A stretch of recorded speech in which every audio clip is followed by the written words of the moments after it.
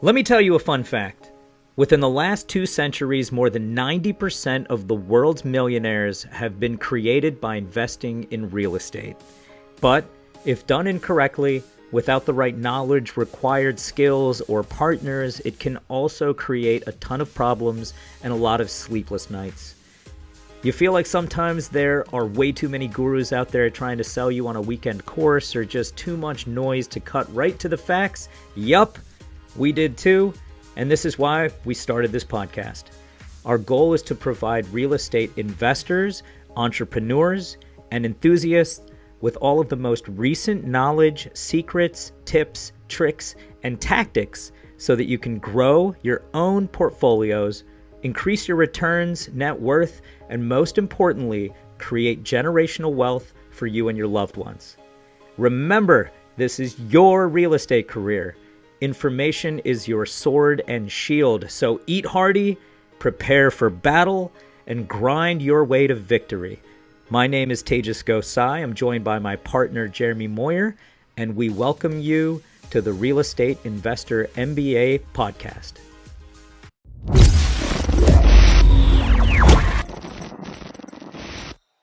Welcome back to Real Estate Investor MBA. My name is Jeremy Moyer, one of your hosts. So my co-host Tejas and I both like to start off our episodes with a huge thank you to all our listeners. We could not be doing it without you guys, so we do appreciate you. And if you have any questions that you want us to address specifically about on an episode, or if you want us to review a certain topic, please send those requests to jeremy@realestateinvestormba.com. Please also be sure to check out our new website at rei.mba. All of our content is there from past episodes. We also share news articles about industry-related topics, etc. And if you have interest in staying in contact with us or working with us on a project, please feel free to sign up for our newsletter. It's free to do so. Also follow us on social media. We're all over Facebook, LinkedIn. We have a YouTube channel that's pretty popular. Definitely check us out on there. And for our guest today, we have had Isabelle Guarino-Smith on. So Isabelle is a graduate from Arizona State University, a former flight attendant, Walt Disney World intern, and now Residential Assisted Living Academy's leading lady. So she's been working as the COO of the company for the last 6 years, keeping everyone in line and on task. She's been featured in many magazines and articles on the topic of senior housing, and most recently was given the title as one of the top influencers in senior housing today. Isabelle also won Aging Media's Future Leaders of Assisted Living Award in 2020. So I just came out of this great interview with Isabelle just a few minutes ago. Wow, really interesting. It's a super niche space, residential assisted living. But as we were talking, it just got me thinking, like, this is real. You know, every community has, and every family has family members that are aging that might need assisted living at some point, and costs just keep going through the roof. So it's very interesting how she has capitalized on this opportunity and also positioned herself within the industry. And we dive through a ton of questions, and she's very giving on the answer. So it was a very interesting episode. I'm sure you guys are going to enjoy. Cheers. Welcome back to Real Estate Investor MBA. We're really excited for the guest that we have with us here today. It's Isabelle Guarino-Smith. Isabelle, how you doing? I'm doing really good. Happy to be here. And we're glad to have you. So Isabelle, if for folks who are not familiar with you, can you spend just a few minutes telling us a little bit more about yourself and how you got started in real estate? Of course. So I really started through my dad. My dad was a real estate investor for 40 years, doing all sorts of different things. And when his mom fell and broke her hip, and the doctor said, hey, she needs assisted living 24/7, like she cannot go home alone. We were like, okay, what do? You know, we put her in a big box facility. We give her in-home care. We were just searching and searching for a good option for her. Found nothing that we liked. Everything was terrible, and kind of stumbled into residential assisted living. So senior housing in a residential setting. And since my dad was a real estate investor, he ended up purchasing the property, purchasing the business. And me, from an outside perspective, started seeing, you've been unhappy dealing with tenants and toilets, dealing with all this drama for years, making money, but being so stressed about it, to like overnight being super happy and really just loving what he was doing and cash flowing like crazy. And so I started to be like, tell me more. What's going on here? and really kind of pushed my way into his business. And for the last 10 years, I worked side by side with him in the senior housing space in residential assisted living. Honestly, just because I saw what a change it was for him and then what an impact it had on my family, the cash flow involved. So kind of a strange story, but I started through my dad and his experience and what happened to him. And I was like, give me more. What's going on here? So, but it's been a lot of fun. That's really interesting. That's probably one of the more interesting stories I think I've heard on how someone's got involved in real estate. But it just seems to flow. Like it seems to make sense very organically on how it all came to fruition, right? So, Yeah. so for the show today, for all the listeners, so we brought Isabelle on. She's an expert within the residential assisted living space. We haven't actually had a guest on to talk about the space, so we were really, really excited to have you with us today to talk through this and unpack some questions, that I have and I'm sure our listeners have as well. So let's start off, I think, at the most basic level. Let's just discuss what's assisted living. And then I'm curious the difference between assisted living and like the nursing home and then even like the big box assisted living facilities. And maybe you can kind of just tackle all that in one. You got it. Dive right in. So what we do is residential assisted living. So assisted living is just where you need help with activities of daily living. Pretty much anything that you do from the moment you get up out of bed to the moment you go to bed, like bathing, brushing your hair, brushing your teeth, eating, toileting, walking, all those different things that we take for granted, as healthy younger people. Once you get older, you start to lose those things. And once you need help with those, it's no longer safe for you to live alone. So you need assistance. So they call it assisted living, right?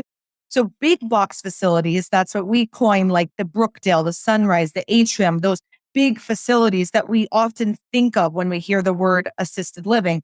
That's not what we do. They offer the same services as what we do, but it's a big box. And I didn't grow up in a big box and I don't want to age in a big box. I want to stay in a residential home, something more common and familiar to me where I can get better care, better attention, and it's really costs the same.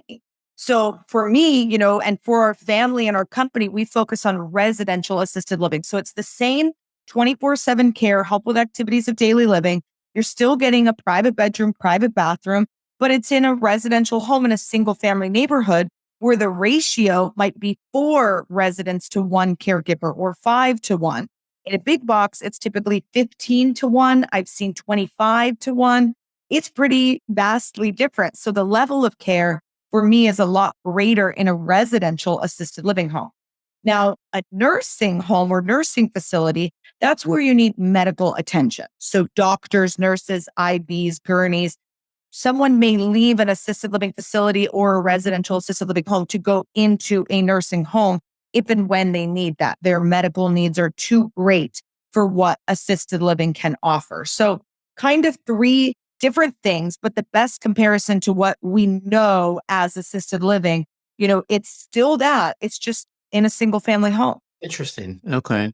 Now, is there licenses or regulations, rule? I mean, I'm sure with anything with health related, I'm sure there's at least something. So can you speak to that a little bit?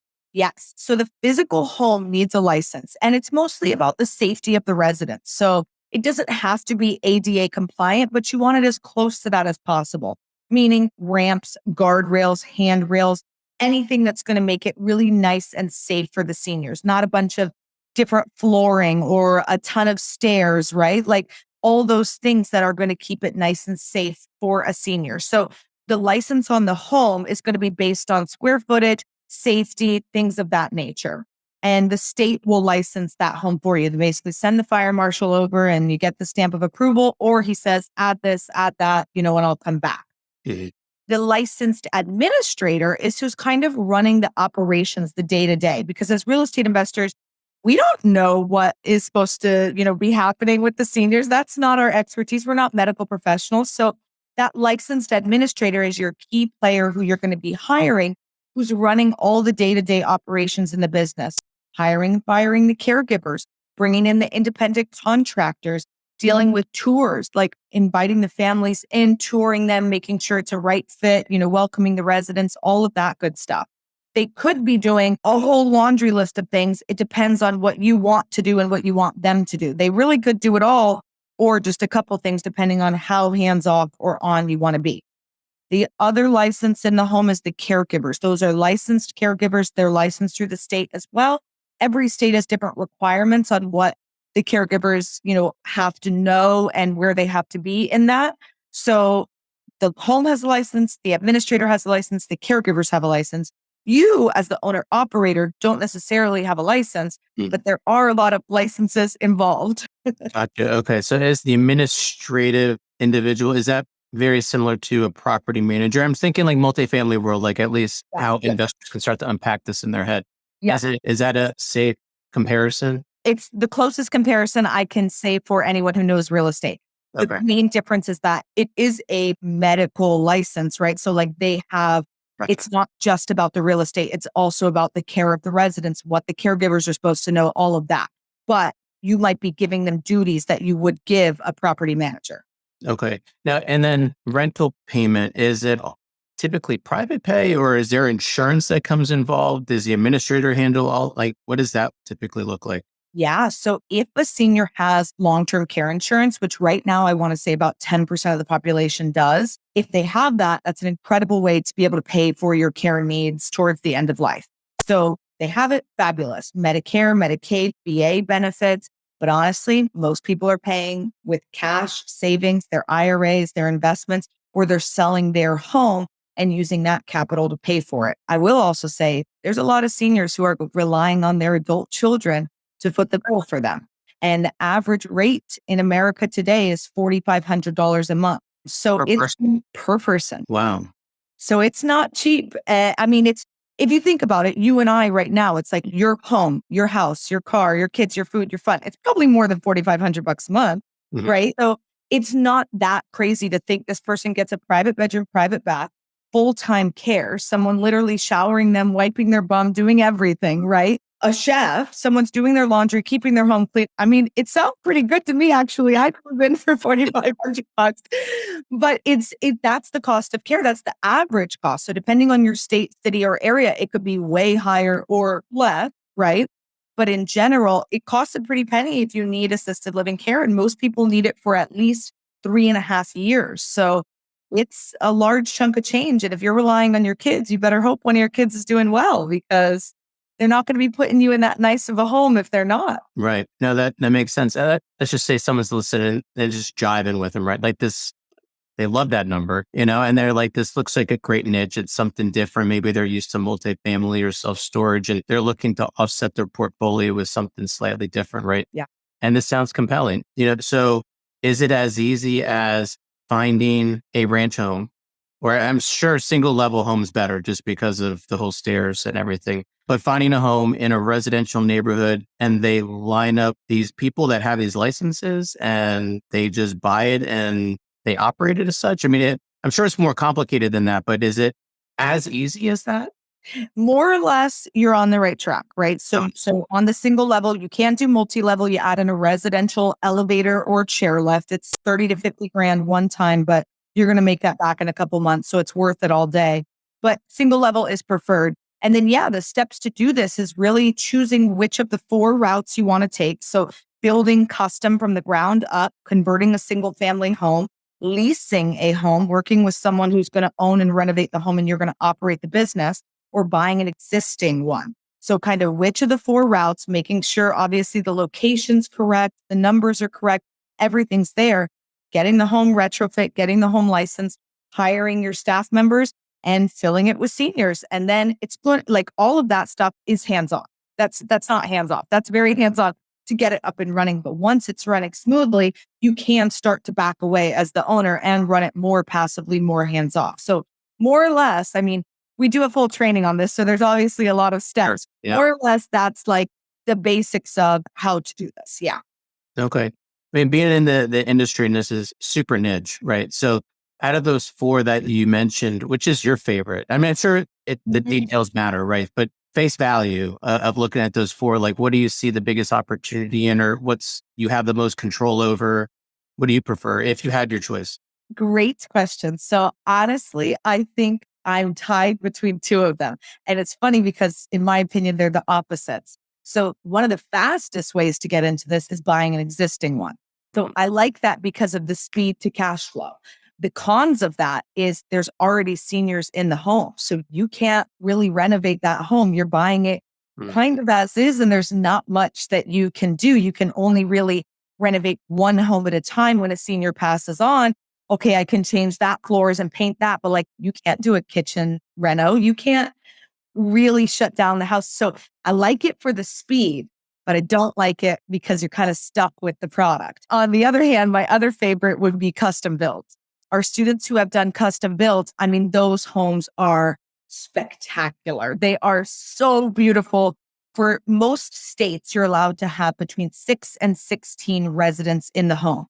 And because most seniors want private bedrooms, private bathrooms, like in Illinois and Texas, where you're allowed to have 16, you're not going to find a 16 bedroom single family home anywhere, unless it's 50 cents home. Like you're not going to find that. So you're probably going to have to renovate or custom build. So our students in places like that who've custom built 14 bed, 14 bath homes with movie theaters and hair salons and living rooms and massive kitchens. I mean, the homes are incredible. And so I really like that for that aspect, that it's like, it's custom suit to build. It's ready to go for the seniors. It's super safe. It's gorgeous. It's brand new. So I'm torn between those two because this one, I like the product better, but this one, I like the speed better. Sure. That makes sense. And if you're going to build, or even if, I guess it would, this question might relate to all of these really, because it's more due diligence. But if you're going to build and looking for land, does it need to be zoned specifically for this use, or is the zonage use, or the zone usage, is it more broad than that? And the residential assisted living fits within a certain zone? Most of the time, it's still zoned residential. It doesn't switch to commercial. Certain cities or states will have like a funky rule where it's like, yeah, you have to zone it this one little thing, but it's typically still residential because like our homes are in regular neighborhoods. The neighbors have, 2 kids and a dog and the mom and dad, like they're normal homes. We've just converted them to become more bedrooms and bathrooms. So it's still residential, but some cities and counties will have a little bit of difference. Okay. And you don't have to worry about parking, I guess, right? Because most residents aren't driving. Cars. Yeah. Yep. The caregivers who are coming and going, you want to have enough space for them to be parking. So that's another rule like that. Some of the states will say, hey, for every 4 residents, you need to have 1 parking spot. Okay. I mean, my own personal home has 6 parking spots outside. It's like, that'd be fine, Yeah, so. I can swing that. Yeah, that's easier. Okay. That is the on-site medical professional, the medical professional that's going to provide services. Are they 24/7? Is someone living there? Great question.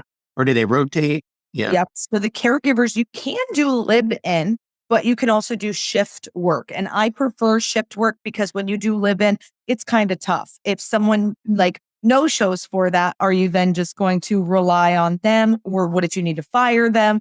And now it's like they're living there. Now you're putting someone out on the streets as well as firing them. It just gets really complicated really fast. So I prefer shift work, 8, 10, or 12-hour shifts. So if you have one home, they're probably working in your home 3 or 4 days a week. And then they're probably working in the guy down the street's home the other 3 or 4 days a week. But if you have multiple homes, you can share those resources and they could be working 3 or 4 days for you here and 3 or 4 days for you here. You're not paying overtime and they're still getting their full 6 or 7 days that they want to be working anyways. Okay. So they're not employees. They're more like contract work. Is that? The caregivers are employees. They're W-2. Okay. Yeah. The administrator is probably more like a contractor, like a 1099, something else. It depends on how you want to set it up, how many homes they're overseeing. I hate the word, it depends, but it really depends on how you set it up. So is there a limit on how many of these type of homes one could own in a certain area? Maybe it depends on the state, but not that you could own as the owner operator. One of our students has 25 of these over in Colorado. Another student has 10. I want to say he's in the Midwest somewhere. Another one of our ladies had 9 in New Mexico. I mean, you can have as many as you want. The administrator, some states do have a limit on how many homes their license can be hung on. So like they may only allow to have their license hung on, which is fine because then if you have 4 homes, right, you'll get another set of 3 and another admin for that, another set and another. And then you could have one who is overseeing all of them if you're if you're growing that large, if you're going to scale, like the gentleman who has 25 homes in Colorado. That's how he does it. He has a whole administrator team who's overseeing a couple and then someone overseeing them. Okay. And how do you go about finding the administrator or even the medical professionals that do this type of work? Is just putting job like those out there on Indeed or whatever, or is there like specific ways to there's more direct ways to find the right people, I guess is what I'm trying to ask. You could definitely do job ads, job postings, things like that, but also networking within the residential assisted living industry. It's a very tight knit industry. So speaking with people who are placement agents, geriatric doctors and nurses, elder law attorneys, long-term care insurance people, hospice people, they may be able to tell you, hey, yeah, I know of Sally over at that home and she's super unhappy. She might be willing to switch, and just kind of like networking and chatting with people. Also remembering that, I mentioned in the beginning, the ratio of the big box facility versus our homes, right? A 15-1, that caregiver is going to burn out quick. And that's where you see instances of elder abuse or people being left overnight when they had bed sores or they fell. And then, it's like all this terrible trauma is happening, not because the caregivers don't care, because they literally do not have the time and energy to be able to service that many people at once. Have to take care of one and then hurry, get to the next and get to the next. And if you're the 15th one, you're screwed. Right. It sucks. It's terrible the way it's set up in big facilities. So when you take a caregiver who's there, who got into this industry because they genuinely care for people and they genuinely want to help seniors, and now they're in a scenario where they can't. They're literally hands tied behind their back. They're trying as hard as they can, but they can't. And you put them over in a residential assisted living home and say, you're going to hang out in a luxury upscale 5-star home. I'm going to feed you 3 meals a day. You have to take care of 4 seniors at once. They're like, sign me up right now. You're getting paid the same. It's like, so when people talk about, the great resignation and you can't find good employees, it's like, we have to do better for our employees. We have to love them more, appreciate them more, give them an opportunity where they actually can succeed. If we're setting people up to fail, who wants to go to a job every day where they feel like they're failing? That's terrible. So we have to change it all. And I think that's why I'm so passionate and love this industry, because not only is it a great real estate investment and play in that regard, but this affects so many families like it affected my family. I know some of your listeners might be going through this with their own seniors in their lives. And then you can literally change the caregiver's lives by providing them a quality opportunity to actually do the job that they want to do. Yeah, that's so awesome. As you were talking, just a question popped in my head. Insurance, like it not only is this real estate, it's also like it's a service business, right? So is there different types of insurance operators or building owners would need to own instead of just normal property insurance, if they had multifamily renters in it? Yes. So like liability insurance for sure. In our training, we definitely set people up with the right companies who know what this is and know how to protect them, their staff, and the residents, because liability is everyone's number one question. Whoa, I don't want to be involved in that. So having that insurance, having that protection, and then like we talked about, renovating and retrofitting the home to eliminate as many fall risks as possible. And when you have a 4-to-1, ratio, you notice things happening and you can keep your eyes on those seniors. It's different than when it's, massive ratios. It's impossible to watch 25 people at once. Yeah. So the risk over there is so much greater than it is in a smaller home. So eliminating all of those risk factors and then setting yourself with liability insurance, vital. Absolutely. That makes sense. No, thank you for that. So what would you say the toughest aspect is about getting started in this space in residential assisted living?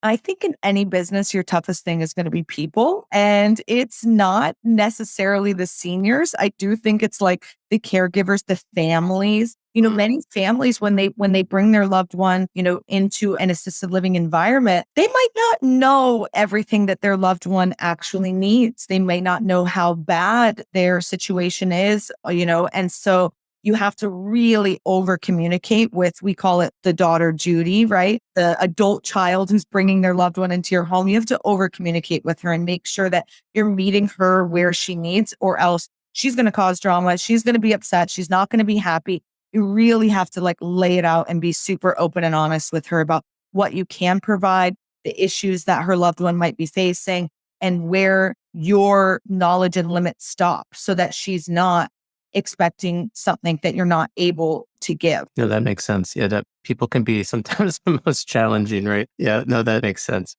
I probably have 100 more questions, and I know we're running out of time. I think we're going to have to do a part two at some point. No, I love having you on. So, I'm sure as a listener, I'm super interested just learning more, and I'm sure others are as well. You mentioned trainings that you do. So in closing as well, can you let our listeners how they can get a hold of you if they're more interested in your trainings or whatnot? Feel free to share whatever you want to. Yeah. So we do live 3-day trainings in Phoenix, Arizona, 6 to 8 times per year. But to just get started for free, we've got free books, webinars, or a phone call with me or my team members at ral101.com. That's a great first place just to kind of dig a little deeper, gather that information. And then if coming out to a course is the right next step for you, we'd be happy to have you guys out. It's tremendous. Awesome. Thanks so much, Isabelle. Once again, thanks so much for your time. I'm Jeremy Moyer with Real Estate Investor MBA. Please be sure to tune in with us next time. We'll see you then. Cheers.